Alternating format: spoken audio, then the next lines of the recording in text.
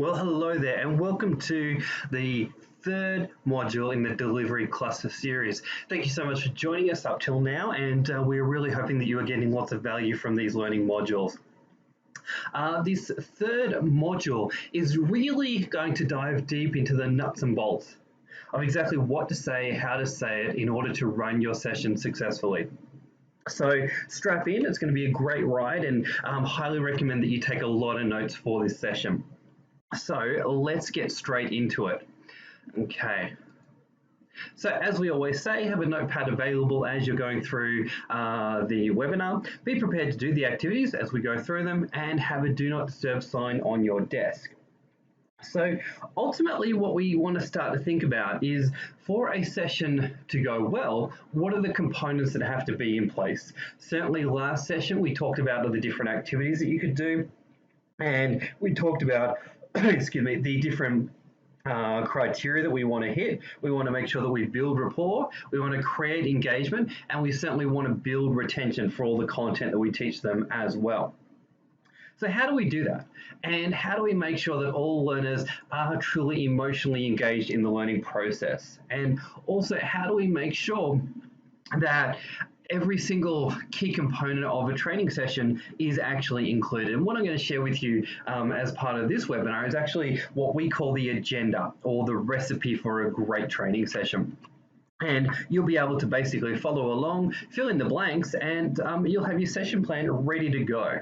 Okay, so first of all, I'd like to ask you, ever wondered how to meet the needs of all of your learners? Would you like a way to capture the attention of your entire room? Have you ever had a situation where people got disengaged and you struggled to bring them back into a session? Would you like a way to make all of your learners walk away feeling like they had learnt something? Well, welcome to Format, okay? And Format is the name of a structure and a system that I'm about to go through that you'll be able to easily and effortlessly use to plan how you deliver certain sections of your content. Okay. Now, what we need to appreciate is that there's 4 types of learners, and those different learners have different needs. Okay. Some people need to know why they're learning something. Most of all, some people need to know what it is they're learning and all the facts and all the details. Other people need to know how they're going to apply that information. And then there's the last group of people, which is the what if people, and they are consistently asking themselves the question, what if X happens, or how could I apply that concept in this way? What if, what if, what if? Okay. Now, I want to start out by telling you 2 simple stories, okay? Now, the biology lesson. I was once teaching a TAE program, and I once had a lady who got up and taught a biology lesson, or a lesson on cells and cell mutation, to her learner group. And for myself, I wasn't necessarily interested. I'm not a huge science fan or anything like that. But I sat through it, and I did a very, I made sure I was respectful and attentive and all of that. However, at the end of it, I asked her a question that kind of surprised this particular trainer. And the question I asked her was, why would I want to know what you've just taught me? Okay, why would I want to know that? And she said, oh, well, if you knew this information, you would be able to easily prevent yourself from getting sick and help other people do exactly the same thing. And I thought, okay, so can I ask you another question? Why didn't you tell me that? Why didn't you actually include that as part of your training session? Because ultimately, if adult audiences don't hear the why for why they should listen, why they should pay attention, why the content is important, then they're going to zone out pretty quickly. So she could start her session in 1 or 2 ways. She could start it, hi, today we're going to talk about cells mutating with other cells, and we're going to learn lots of great details about that. Or she could start it like this. She could simply say, morning everyone, and today we're going to talk a little bit about cells, but before we get into that, I want to ask you a quick question. Would you like a way to be able to prevent yourself from getting sick and reduce the severity of any illness that you may have, and be able to do the same thing for other people as well? Who would like to be able to do that by a show of hands? Awesome. Okay. So that second intro is obviously going to be a lot more powerful than the first one. Okay. Now let's go to the second story. Gym. I'd like you to imagine that you're at the gym. I'd like you to imagine that you're doing an exercise. And this story actually happened to me. So I was doing an exercise and someone came up to me and said, "That's not how you do it. Let me show you how to do it." And this gentleman proceeded to show me how to do it. And then he walked away. Okay. And then basically what happened was I went back to doing it the way I originally was. Okay. Then he came back again and said, "You're still not doing it right. You need to do it this way." And the moment that he said that, I basically just picked up my bag and walked away. Okay. Now, second story, same gym, same location, but different scenario. Now, it was still myself, but in this particular story, I was sitting on a bench and I was trying to get up from the bench with some weights at the time. And I had a gentleman that came over to me and he said, "Hey, looks like you're struggling a little bit there. Would you like a way to be able to get up and not injure your shoulders as you do it?" Because actually I was doing exactly the same thing. And about 3 weeks ago, I actually injured my shoulder. Would you like a way to be able to do it and do it really easily? And I said, "Yes, absolutely. Please show me how."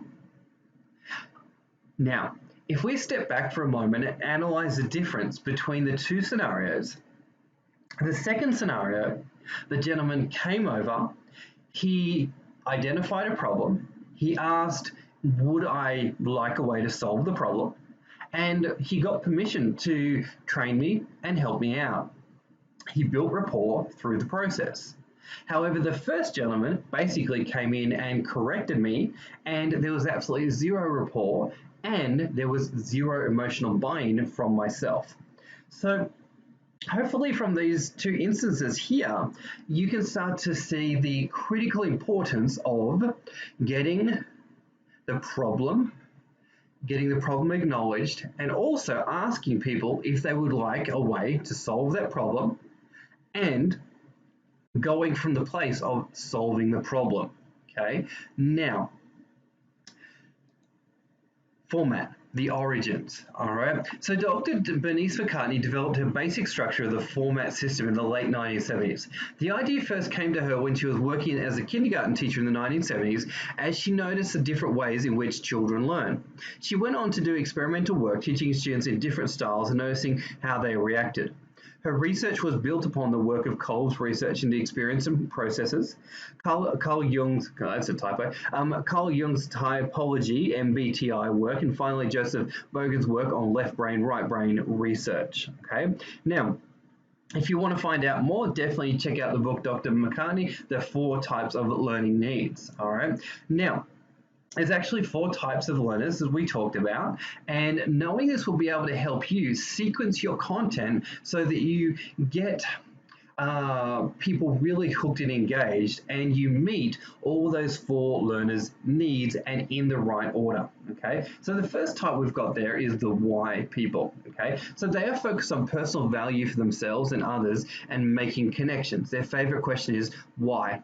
Why do I need to know this? Why should I learn it from you? And how will this benefit me?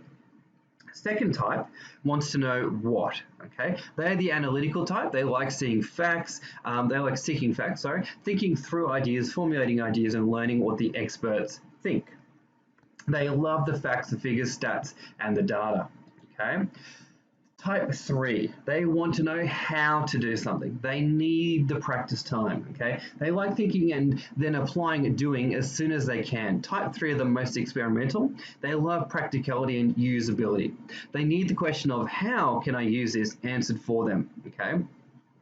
So they're the ones that love to practice, they need the activities, and they need to experience it in order to have learnt it. Type 4, they want to know what if. Okay, they are the doing and feeling people. They are constantly seeking hidden possibilities and exploring ideas to create new evolutions and ways the information can be used. They learn by trial and error. Again, excuse the typo, and self-discovery, and love asking questions, and lots of them. Okay. And if you're not aware of the 4 types of learners, when you get a lot of questions from a particular individual, you may get frustrated. However, there are certain types of people in a presentation that will ask questions at the end, and it will typically be the same people that ask questions. Okay. Now, there are certainly 4 components to this. So we've got the engage, we've got the share, we've got the practice time, and then we've got the performing time. Okay.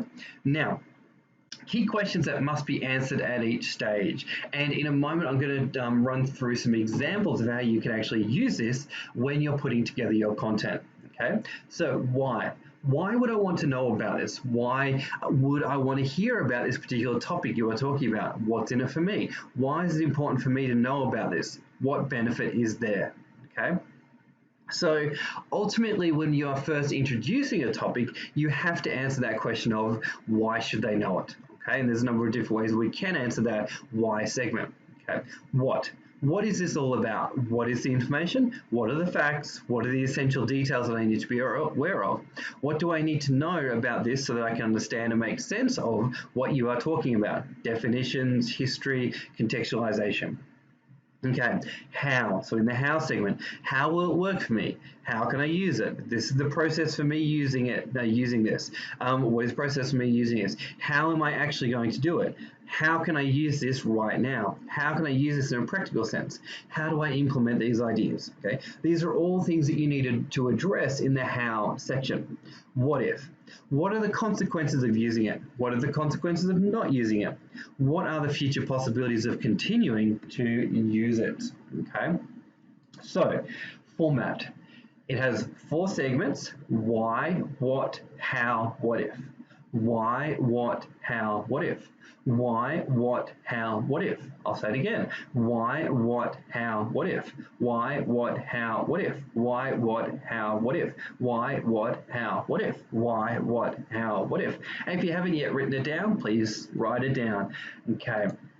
And now let's look through and listen to some great examples that I'm going to put together for you. They'll be a little bit ad hoc. I mean, there's no preparation I've done for these topics. However, I want you to hear about how you can use format to deliver short, sharp, powerful content and deliver it in a way that really engages an audience. All right, and there's certain things that I'm going to unpack for you at the end of the examples. Okay, so flying domestic. All right, so if you had a job of teaching somebody about travel in Australia, well, you could do it in the following format.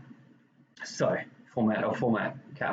So let's begin, and this example will probably go for about 1 minute or 2 minutes. All right, let's see how short I can make it. Okay. So, hi there, morning everyone. Today we're going to talk about travel. Before I get into it, I'd love to ask you a couple of questions. Would you like a way to be able to travel around Australia and enjoy it a lot more, and when you get off the plane, have a lot more energy? Would you love a way to be able to do that by show of hands? Awesome. Okay.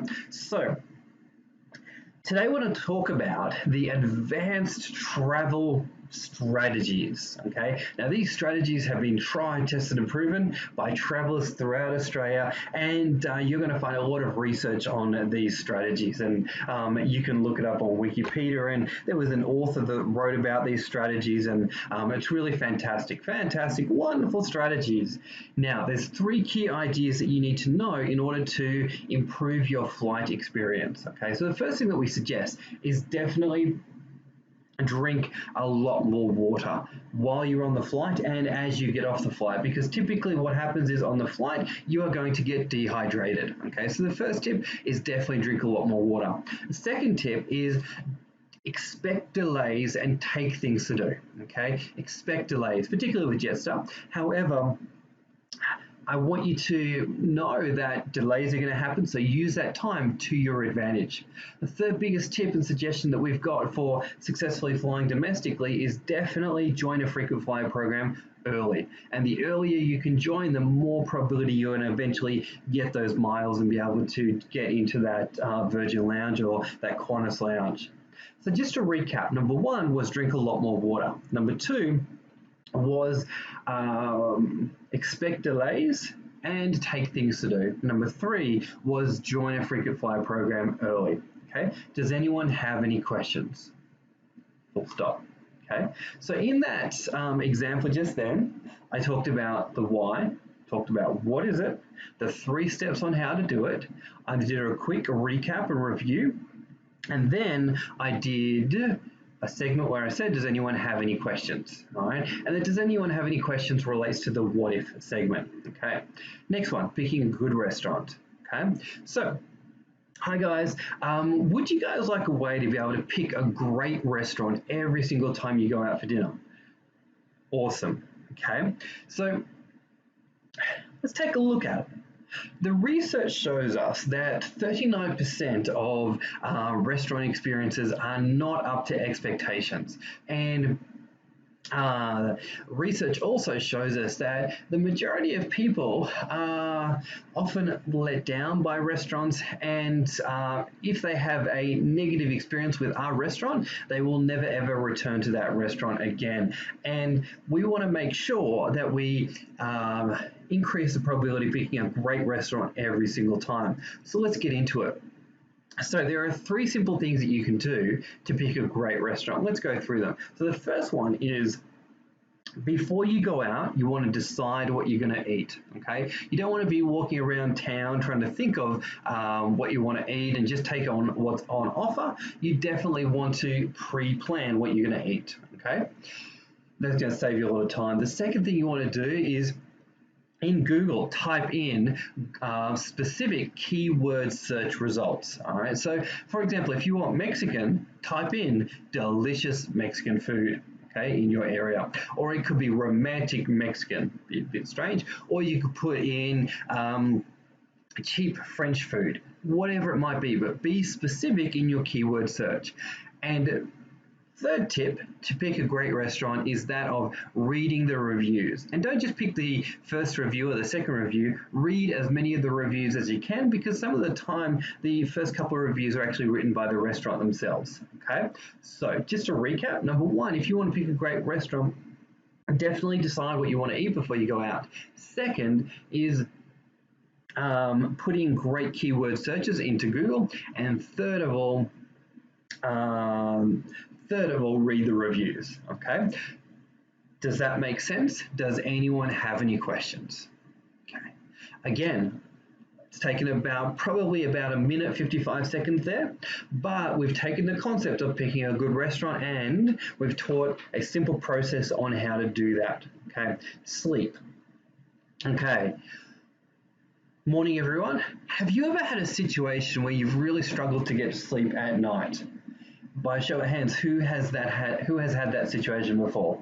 Excellent. Now, would you like a way to be able to hit the pillow at night and be able to fall asleep in under 3 minutes? Who would like to be able to do that by a show of hands? Excellent. So today what I want to talk to you about is optimal sleep and how we can create that easily and effortlessly. And statistics show that if we have a bad night's sleep, the next day our performance and efficiency will drop by about 40%.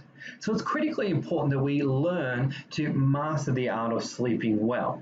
Okay, so today I want to share with you 3 simple strategies that you can implement in order to increase the probability that you'll be able to sleep better. Okay, so the first thing that I definitely recommend that you do is have a wind down routine. So if you normally go to bed at 10 o'clock, start your wind down routine about 2 hours beforehand. So at about 8 o'clock, start to wind down. What does that mean? It means stop watching TV. It means stop doing anything that's going to keep your mind racing. Second thing you want to do is definitely declutter your bedroom. So there's no mental distractions that are going on for you as you are going to bed. And the third thing you want to do is play some hypnotic music in the background so that you can let your mind really calm down, okay? And that's really going to help you slow your brain waves down and eventually get a really good night's sleep, okay? So just to recap, number 1 was have your wind down routine. Number 2 was declutter your bedroom. And number 3 was definitely play the hypnotic music in the background. Okay, does anyone have any questions? Okay, full stop. So basically, throughout all those three examples there, I followed exactly the same structure. Would you like a way to? All right, this is what we're going to talk about. This is the research, this is statistics. These are three tips on how to do it. Then we asked, does anyone have any, then we did a recap and we recapped those three key points. And then we asked, does anyone have any questions? And you'll find that if you follow this format, guaranteed every time, everybody is going to feel emotionally engaged and it's going to be done in a way that they can walk away and remember and apply what you've taught them, okay? So the better you get at delivering a great why, the more engaging you're going to be. Okay. So format: why, what, how, what if, and then recap. Okay. Why, what, how, what if, recap, or recap. What if, this section you can sort of do either. All right. But you always want to include a review where you can. Okay. Steps to make a great format session plan. So ask yourself, what is the topic? And ask yourself, why would I want to know about that if you were the audience member? Okay. What are the details? How would you use that information? Or what are the ways that you can get that outcome? Okay. What other questions would students have? Okay. So if we pick the topic of, let's say, changing a nappy again, okay, what's the topic? Changing a nappy, okay? Why would I want to know about that? Okay. So would you like a way to be able to change a nappy quickly and easily, and in a way that you don't get any other area dirty as you do that? Okay, absolutely awesome. Okay, what are the details? Well, these are the critical things that we need to be aware of when we're changing nappies, and talk about it. And then you would say, well, here's the 3 steps on how to do it. Okay, get them to practice, and then ask them, does anyone have any questions? Does that make sense? All right. So format is fantastic because you can really use it in very short segments of content. So maybe 1 minute, 2 minutes, 5 minutes, or you can use it for an entire hour of content, because the beginning is going to be exactly the same. Why? Okay. The what is going to be very similar, just maybe longer. The how is going to be the practice time. Okay. Then after the practice, you're going to ask some questions, and also take questions from the audience as well. Okay. So here's how to build a powerful why. Okay. So would you like a way to X? Would you like a way to be able to guarantee that you get a car park every single time? Okay. Have you ever had a situation where you've been spending hours and hours looking for a car park and you can't find one? Okay, that's another approach. Okay, so these are 3 different approaches that you could use to build a strong why. Okay, next one is story. So it could be, again, hi guys, before we get into today's content, I just want to tell you a quick story. Last Sunday, I was at the shopping centre and I literally spent about an hour and a half just looking for a car park. And I just wish I knew at that time what I'm about to share with you today, which is exactly how to find a car park easily and effortlessly at the drop of a hat. Who would be keen to hear about that? Awesome. Okay. Now, would you like a way to just get very familiar with that expression? And it's a great expression you can pretty much use in any scenario, okay? So, have you ever is another great one, all right? Have you ever been walking out at night and you've been a little bit concerned for your safety? Awesome. Well, today we're actually going to talk about how you can protect yourself even more in various situations, okay? Cool. So, definitely experiment with different ways to build your why, and also get familiar with what are the different reasons that someone would want to and need to know about the topic that you're going to tell them. Okay, so practice time. Why, what, how, what if. What I would encourage you to do is actually practice this. If you are watching this webinar at this point, I'd encourage you to push pause, and I'd encourage you to write out an example for yourself, such as pick a topic, such as boiling an egg, such as cooking pasta, such as buying a house and say, would you like a way to buy a house for a very cheap price and get a great deal every single time? Okay. So today we're going to talk about house buying and the intricacies of it and go into the details, and then mention 3 steps people can do in order to create that outcome. Okay. And then say, does anyone have any questions? Right? That's as simple as it needs to be, or as complicated as it needs to be. Okay. Now, the more you can learn to speak in format and deliver content in format, the more you're going to be able to hook and engage an audience around any topic at all. Where people often go wrong, though, is that they will leave the why out, or they'll present the why at the very end and say, well, it's important that you do it this way because, or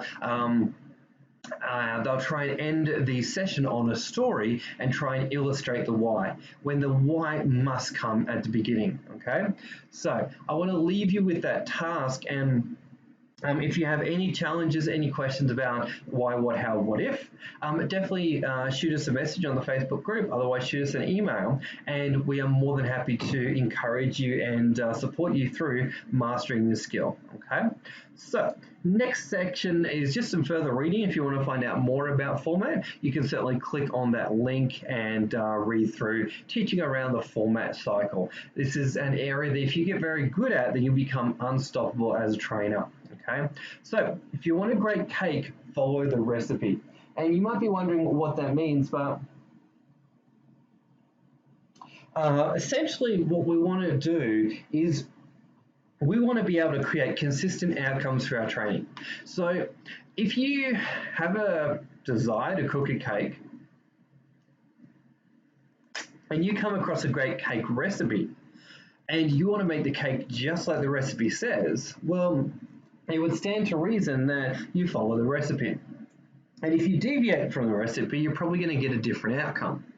So what I discovered very early on in training is that the more we follow a specific format, structure, and recipe for delivering a session, the higher the probability that the outcomes are going to be more guaranteed. All right, we can't always say exactly what's going to happen, but there are some core components within an agenda or a training session that must be included. Okay, so let's see what they are. And I'll highly recommend that you take notes as we go through this section, and also definitely take photographs if you want to of this agenda, and you'll find it's very similar to the session plan that you've got in your assessments. Otherwise, you can certainly create your own document and fill in the blanks as we go through this. Okay, so agenda.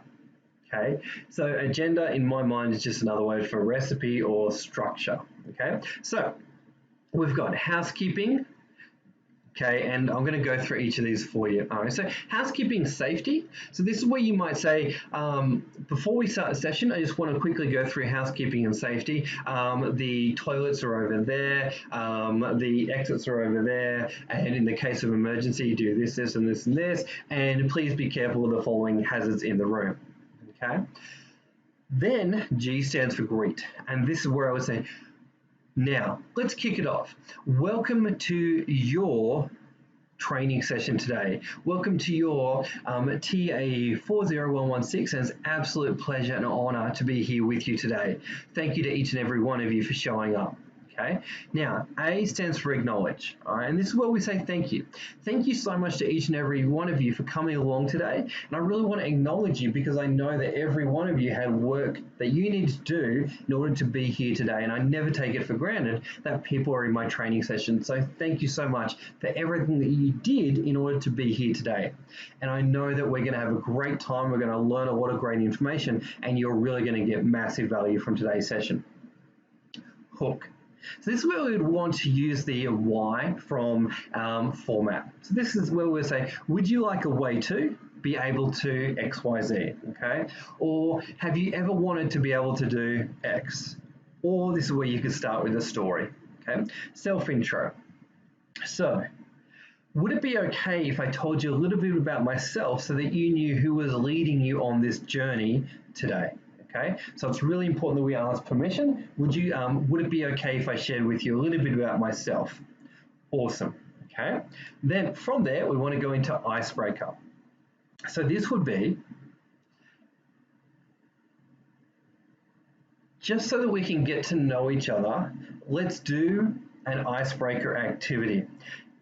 Full stop. Okay, and then as I've said previously in the other cluster, this is where we would say something like, everybody please stand up and please go and meet someone and find out their name, find out what they do, and find out what they love most about doing that. Or it could be what inspired them to get into that role, or whatever it might be. Okay, and as I said previously, try to tie in your icebreaker questions to exactly what the topic is. Okay, so now, learning outcomes. This is where we would say, by the end of the session, you will be able to. Okay, by the end of the session, you will be able to. Okay, now this is where we'd also mention a little bit about the goals that we're trying to achieve academically for the session as well. So learning outcomes, by the end of the session, you'll be able to do X, Y, Z. And our goal for the session is to be able to finish 5 of the assessments, or to complete 2 observations, or whatever it might be. Then you can tie it into the ground rules, and you can say, in order to be able to do that, we need to set some ground rules so that we are all on the same page and we all achieve those learning outcomes. All right, everybody please grab a pen and write these down. Okay, and this is where you set your ground rules. And in this session, I'm going to go through what are great ground rules to set. Okay, but you have to have ground rules. Okay, then agenda. This is what you are going. This is where you are going to mention what you're going to cover in the session. So it could be, in today's session, we're going to cover this, this, this, this, this, and this, and you'll just list it out. Okay. Next. Body. Okay, so body is or explain. This is where we would say, so the first point that we're going to cover is blah blah blah blah blah blah blah. All right, then you can do an activity about point number 1, or you can talk about point number 2, point number 3, whatever. Okay, then you can say, let's do an activity to practice what we've just learned. Okay, recap. This is where you could say, what's the biggest thing that you've just learned or discovered from that activity? And you could also say, the biggest thing I want you to take away from that activity is, all right? And you can list out what you want them to take away from the activity, okay? Now, next, summary and conclusion. So the summary, this is where we would say, so today we have covered this, this, this, and this, and this. Then the conclusion would be, going forward, please remember. And that's where you'll put in the final thing that you want your audience to remember and take away from your session. So let's go back to the beginning again. So housekeeping, toilets are over there, exits are over there, blah, blah, blah. Hazards, put your bags away so no one trips on them, all those kind of things, hot water, whatever. Cords, don't trip on them, all those things. Good morning, thank you. Would you like a way to? Would it be okay to share a little bit about myself? Let's do an activity to find out about you. By the end of the session, you will be able to. Our assessment goal is, in order to achieve that, let's set some ground rules. What we'll be going through in today's session will be, let's touch on the first key point. Blah, blah, blah, blah, blah. Let's touch on the second key point. All right, let's jump into an activity so that we can practice what we've just learned. All right, from that activity, what's the biggest thing you've discovered? All right, awesome. So today we have covered, conclusion, going forward, please remember, okay? Now, when you follow this agenda, guaranteed you are going to hit every single key learning milestone that needs to happen in your session. Okay, in your session, you have to have ground rules. In your session, you have to have learning outcomes. You have to have review, summary, conclusion. Okay. All of these key components have to be there, and the order is critically important as well. All right. Obviously, you're not going to put the conclusion at the beginning. Obviously, you're going to have the self intro. You're going to have the ground rules after the learning outcomes and the goals. Right. So this entire agenda, as I said, is pretty much a fill in the blank kind of structure. However, it's really, really empowering for you as a trainer as you're planning your session. Okay, please don't deviate from this. Don't try and make it any more complicated. You'll find that if you just follow this structure, you'll be able to deliver a great session every single time.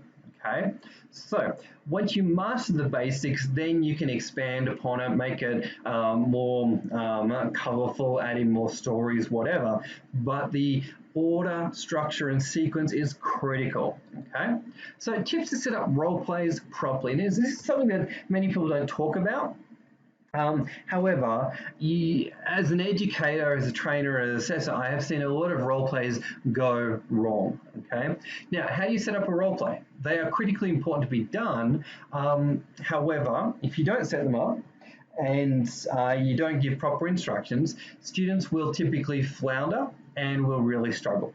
Okay, so first thing you want to do when you're setting up a role play is set the scene. Okay, so you want to say, all right, today we're going to do a role play, and it's going to be two characters, and one person's going to play this character, one person's going to play that character, and what we want to demonstrate is exactly how to do X.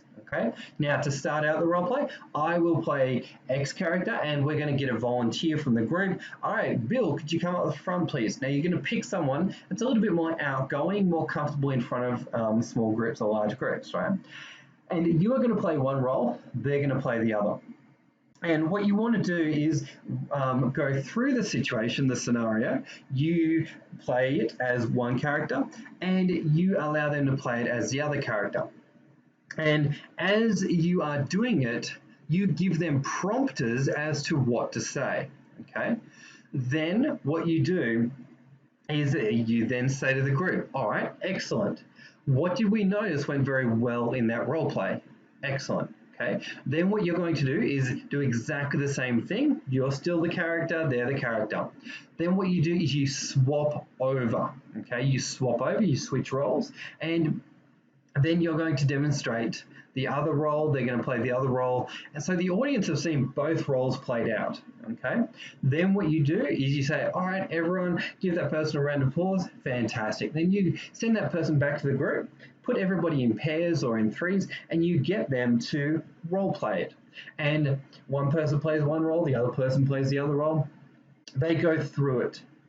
Then, after they've gone through it, you stop, you debrief, and you ask students what went really well in that situation, that scenario. Excellent. Do it again. And then after they've done it again, then they switch over and they play the other role. And you need to be aware that people need to play the role multiple times before they actually understand the outcome, understand the dynamics of it, and they need multiple turns to practice. However, the most important thing from this whole, system to set them up is that they have had an opportunity to watch you in both roles and watch and see the expectations for the roles, okay? Because where role plays go very wrong is when students are not sure what the expectations are and not sure what a good job looks like. So you want to be modeling it as much as possible. All right, so just to recap, you pull someone out, you role play it, and then role play it again, and then switch roles, and then they go back to the audience, they do it once, they do it and then debrief, and then switch roles, and then do that role again, and then do a debrief as a class, okay? So that is a very strategic way to successfully scaffold the role plays, okay? So dealing with difficult behavior, another critical thing that we need to be aware of as trainers, all right? Now, difficult behavior could be showing up in many different forms, such as swearing, such as showing up late, such as being disruptive, such as yelling at the trainer, such as yelling at other learners, such as a number of different things, okay? But if we don't jump on these things early, if we don't set or put strategies in place for it to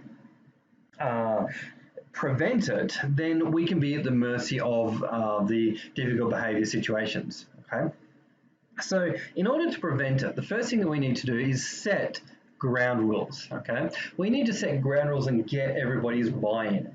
Ideally, when you set the ground rules, you want people to write them down as well and get agreement that they are all comfortable agreeing to those ground rules. Okay, and the ground rules could include things like be on time, one person speaks at a time, phones on quiet, come back from breaks on time, take calls outside, have fun, respect other people's views, bring all materials to class, ask questions but trust the trainer, don't read ahead, take personal responsibility for all matters. Okay, so these ground rules work really, really well. However, there's also something you want to add to the ground rules, which is the magic word of because. So for example, be on time because we've got a lot to get through and I want to make sure that you have as little as homework to do as possible. Okay. Another one could be have fun because, as we all know, the more fun we're having, the more we're going to learn. Okay. Phones on quiet because, as we all know, it can be very distracting if phones go off. Okay. So make sure that you always include the magic word of because. Okay. Now, let's come back here, dealing with difficult behaviour. So we've set the ground rules and we've included the magic word of because, okay? Now, number two here is if somebody is still doing the behaviour that's disruptive, such as maybe they are continually coming late or continually texting or taking phone calls, this is where we need to do number two, which is build more rapport. And we can do that through magic phrases such as, number one, are you okay? So for example, if someone's texting on their phone quite a bit, we could say to them, Mary, are you okay? You seem to be texting a lot. Now, Mary's going to say one or two things. She's going to say, well, actually, my dog's not well at home and I'm trying to deal with that situation. In that case, you can say, that's perfectly fine, Mary. If you need to go outside, make some calls or deal with that situation, feel free to, okay? If, on the other hand, Mary says, "Oh yeah, I'm just organising with my friends to catch up for lunch, or it's my birthday on Friday and we're just trying to organise some things," or they may say, "Oh, I'm just buying some tickets for a concert." Okay. Now, in that case, obviously that's not going to be very conducive to a student learning. So we would want to then follow up, still building rapport. We want to follow up with, "I am confused." Okay, so if they say, "Oh, I'm just buying tickets for a Pink concert," we can say, "I am confused, Mary, because at the beginning of the training session, you actually told me that your goal for doing this course was actually to be able to finish the course and get a brand new job. Now, unfortunately, if you continue to text, you're probably going to miss some of the assessments, which probably mean you won't be able to complete the course, and that's probably not going to be very good for your career aspirations." What did you want to do, Mary? Did you want to keep texting, or did you want to rejoin the group? What do you want to do?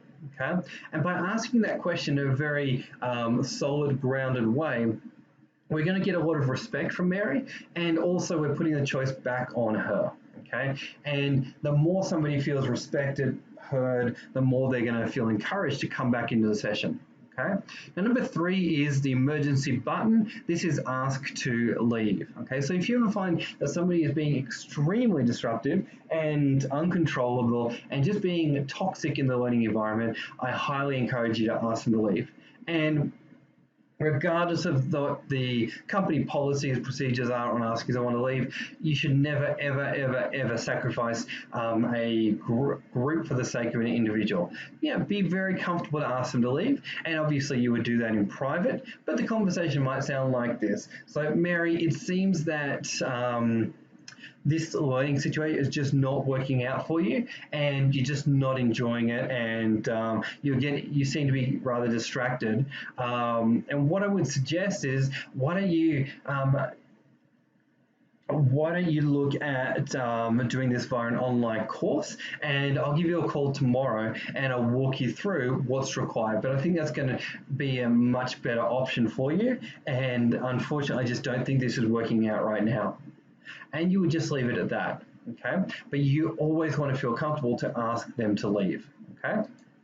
Now, we talked about the typical ground rules that work well, but fundamentally, if you don't set the expectation, then you can get any type of behavior at all, okay? So you have to set the expectations. And also, in the area of disruptive behavior, anything covert is better than overt. You don't ever want to have to yell at people, and you don't want to have to, be extremely authoritarian. You want the environment to shape people's behavior for you, okay? But if you don't state it, be prepared that you will suffer it, okay? So you need to say it the way that you want the learning environment to be experienced, okay?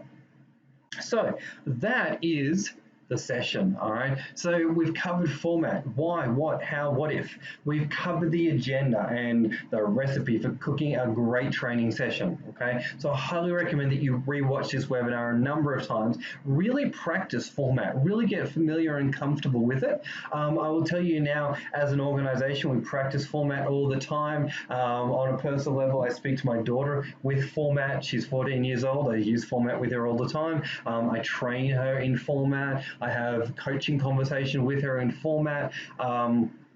And I speak to large groups, small groups, in using format all the time. Regardless of the topic, I'm always looking to build that really solid why foundation. You can use format for staff meetings as well, all right? You can use format to build your PowerPoints, okay?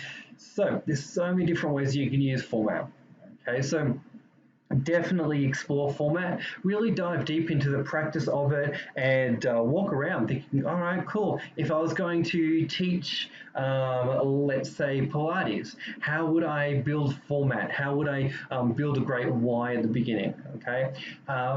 Next, we also talked about dealing with disruptive behavior and the 3 critical ways that we can prevent and mitigate that, okay? So, hope you enjoyed the session. Hope you got a lot from it. It's definitely a session that you probably want to watch numerous times and definitely be taking lots of notes. So thank you so much for your time, energy, and focus. And definitely don't forget to check out the other cluster, which will be the assessment cluster, where we'll be talking about assessment in the vet sector and all the key things you need to remember for that. Okay, so thank you so much for your time, energy, and focus, and good luck with everything that you are doing with your studies. Bye for now.